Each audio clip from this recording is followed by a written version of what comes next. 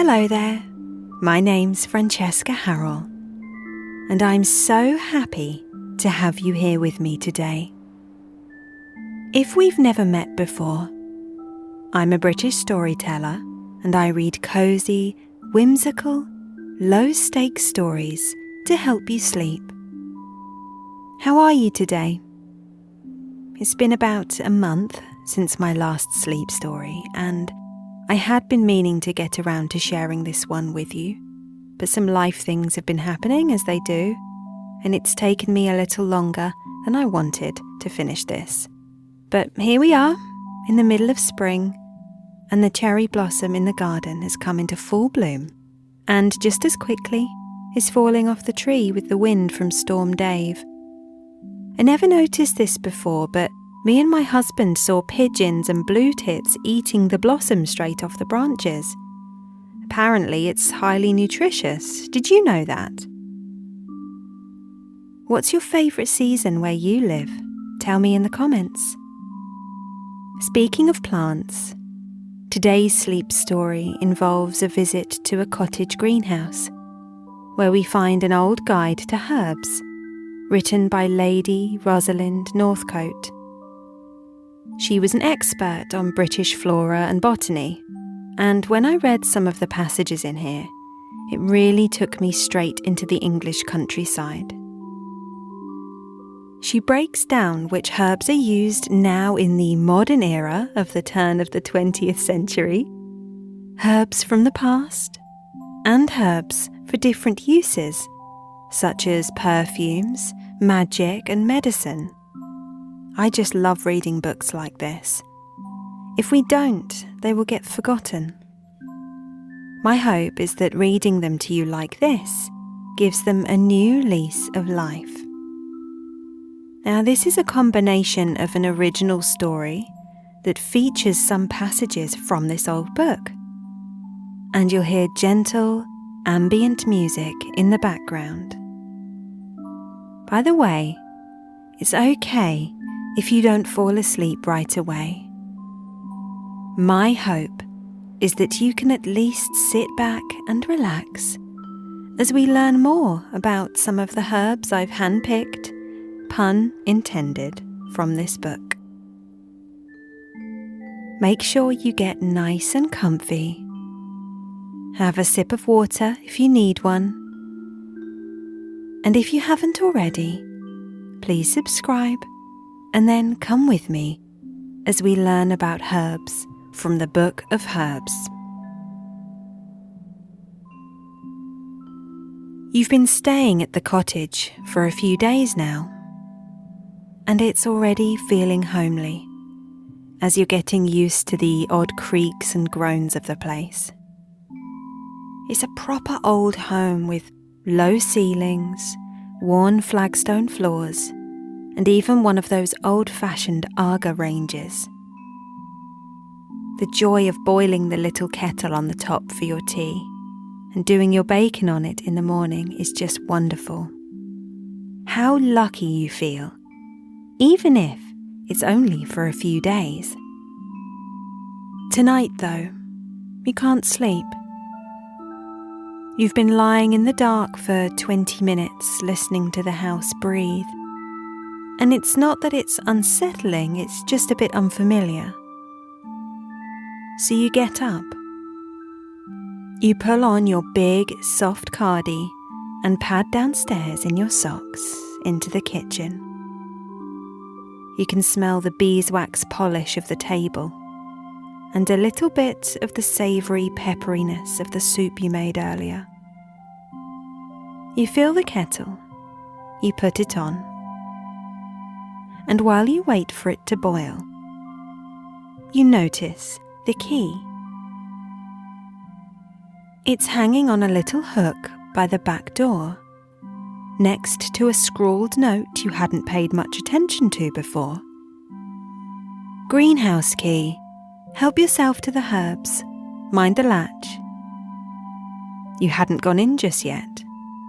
The weather had been a bit dismal and you had fancied staying in by the wood burner as much as possible, not doing much, just rotating hot drinks, comforting meals, and making a good dent in the puzzle you started. You look out of the kitchen window. The rain has stopped. The garden is still and dark and wet. It looks chilly still, but through the long-stemmed hollyhocks and lupins, a dim light catches your eye. Is it a neighbour's house, you wonder? No. The nearest cottage isn't that far away, but it's on the other side of where the kitchen window is. You squint and make out the greenhouse. Yes, there's a lamp on in there. How long has that been on? You finish making your tea. You take the key and decide to investigate for yourself. The path to the greenhouse is damp underfoot. The sprigs of grass that poke through the gaps in the stepping stones cold through your socks, and you think, I should have put shoes on. But you're already here. Lifting the latch, it does stick a bit, just as the note said, and you step inside. The warmth is immediate, like a wall of coziness, or like when you sink into a hot bath after being out in the cold. In here, it smells of damp earth and greenery. And it turns out it was a little lantern, after all. Thankfully, just one of those little electric ones made to look like a kerosene lamp, so it's perfectly safe. But where has that warmth come from? It should be as chilly as the garden in here, but it's as if you're sitting right next to the roaring fire inside the cottage. You stand for a moment, just letting yourself arrive and take in your surroundings. It's a familiar feeling, though you've never been in here before. Along the shelves, herbs grow in terracotta pots, spilling over the edges, reaching toward the glass. Bundles hang drying from the iron frames above your head. There is a low wooden stool in the corner, and on the potting bench beside it, something you almost miss. A book, lying open, its spine cracked from years of use. Someone has been reading it. You set down your tea, pick up the book, and find yourself a place to sit. The Book of Herbs, it says, by Lady Rosalind Northcote. You flip to the beginning and read a few lines of introduction, but then you find yourself just letting it fall open where it wants to a page on balm. The lemon scent of balm, the author writes, makes it almost the most delicious of all herbs. You look up, and sure enough, there it is, in a pot on the shelf right in front of you, its leaves broad and crinkled. You lean forward and pinch one leaf gently, and the scent that rises is extraordinary, clean and lemon bright and sweet all at once, and very alive for a plant in the middle of the night. Shakespeare wrote about it. There was once a cordial called Carmelite water made from its spirit, said to restore and revive. You didn't know any of this. You think all of the things in the world you don't yet know, and find it a comforting thought rather than an overwhelming one. You flip forward a few pages and land on thyme. You smile. You cook with thyme. You know thyme. But you didn't know that among the ancient Greeks it stood for graceful elegance, or that it was an emblem of activity worn by young men to show their spirit, or that there are old Devonshire songs about it, sweet, slightly melancholy things about lost gardens and stolen time. You look around the greenhouse and spot it near the door. A pot of it, low and dense and silver grey, exactly where a draught might creep in. It's a hardy little thing. Beneath your feet, you read, time that for all your bruising smells more sweet. You set your socked foot very gently against the edge of the pot, and a scent that's faint and warm and herby lifts into the air, and you laugh quietly at yourself. You let the book fall open again to lavender. You don't need to look for it. A great big bundle hangs directly above your head, tied with old twine, its flowers long since faded from purple to a dusty silver. This book tells you that Isaac Walton, who wrote The Complete Angler about fishing of all things, described his favourite inn as having a cleanly room, lavender in the windows. That was his whole vision of a good place to rest. Clean and smelling of lavender. You think he was right? You reach up and press your palm gently to the bundle above you. A little dust and sweetness drifts down. You breathe it in slowly. Your jaw unclenches. You hadn't noticed it was clenched. The next page you land on is borage, and you look up to find it growing in the shadowy back corner. A straggling, cheerful-looking plant with 5 pointed flowers the exact blue of a clear winter sky. Impossible blue, really, for something growing in a pot indoors. "I, borage, give courage," the book quotes. It was said to drive away melancholy, to exhilarate the spirits.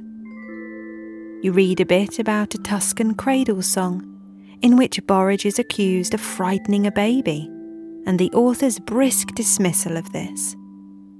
The evidence is absolutely unsupported by any tradition, and he considers it worthless. You like her very much, Lady Rosalind Northcote. You feel as though you can hear her voice as you read.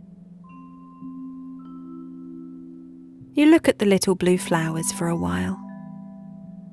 You feel, in a quiet sort of way, quite cheerful. You find mint on the middle shelf, sprawling out of its pot with the confidence of something that knows it cannot really be contained. The book says it was once called Herba Santa Maria in Italy, the herb of Holy Mary, and Frauenmünze in Germany, the woman's herb. It was strewn in churches, gathered from meadows in armfuls. There is a warmth to the way this book talks about plants, not just in their uses, but their histories, the hands that grew them, the poems they found their way into. You snap a small leaf off and hold it to your nose. The sharp, clean coolness of it clears your whole head in one breath. A few pages on, you find sage. And here is the pot of it, silvery and soft, the leaves like little padded envelopes. You run a finger along one, and the whole greenhouse smells different for a moment, warmer and more woody. The book tells you it is a sympathetic plant, one that feels the fortunes of its owner. When a Buckinghamshire farmer was doing badly, his sage withered. When things improved, so did the sage. And the medical school of Salerno once asked, "How can a man die who grows sage in his garden?" You look at this sturdy, woody plant and think it does have a certain authority about it. It feels as though it's been here a long time. He that would live for aye must eat sage in May, you read. You page back and forth now, the book comfortable in your lap, finding things and then looking up to match them to what's growing. Chamomile. There, near the window, small daisy faces turn toward the lamp. The book says its name comes from the Greek for earth apples, because its scent is something like ripe apples, which you test by leaning in close and finding it to be entirely true. It was planted in garden walkways, so that the more it is trodden upon, the better it thrives. A small persistent thing that needs a little gentle pressure to show its full strength. And then rosemary, the big untidy bush at the far end, taking up more than its fair share of the bench, growing as if it has absolutely no intention of stopping. Here's rosemary for you, that's for remembrance, the book quotes Ophelia. It was used at weddings and at funerals both, because, the book says this so simply, love and memory have always been understood to be the same thing. To truly love someone is to carry them with you. You breathe in its sharp, clean, piney smell and think about the people you love. Near the end of the shelf you find sweet Cicely, feathery and tall, smelling faintly of anise, valued for its mildness in old cottage gardens. The book calls it one of the gentler herbs, good for old and young alike, good for those who need something that doesn't demand too much. The pot is in a corner you almost missed, the plant leaning slightly toward the lamp. It looks like something from a medieval manuscript. It looks, you think, exactly like it belongs in a story. You realise you've been here nearly an hour. The book slips a little in your lap.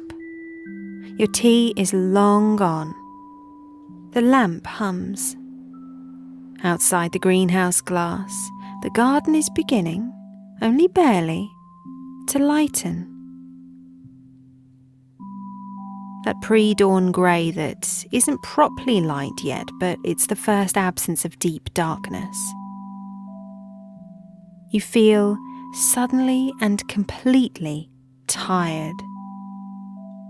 Not the brittle kind of tiredness you went to bed with earlier, but the kind that comes from a quiet mind and an hour well spent.